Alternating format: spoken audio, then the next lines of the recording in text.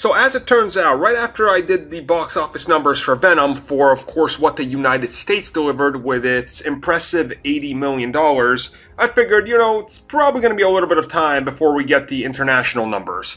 And by a little bit of time, I mean they dropped like 20 minutes after that, because of course they did. So Venom, 80 million in the United States, pretty great. And then worldwide on its opening weekend, it did 125.2. Now, this puts it at a total of $200 million plus for Venom. Let me reiterate that. $200 million for Venom. Right? Like, not connected to Spider-Man or anything, just being a Marvel villain. So that's pretty impressive. Now, obviously, when we're talking about internationally, we're talking about, like, the greater Europe area and international, like the Caribbean and stuff. We're not talking about the biggest next target, which is China. China is going to be huge for this movie. So you're already looking at, 200 million and hasn't even opened up everywhere. So 300 million probably by the end of the week.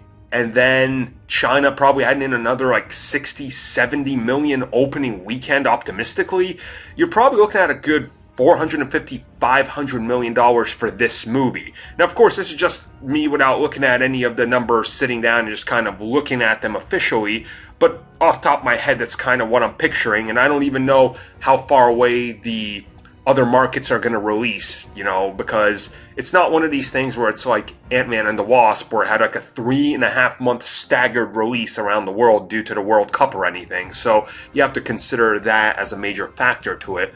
But looking at 125 million internationally, clearly Europe and UK loved it, which makes a lot of sense. It's a character that's, been around for the last 30 years almost, and he's become quite popular.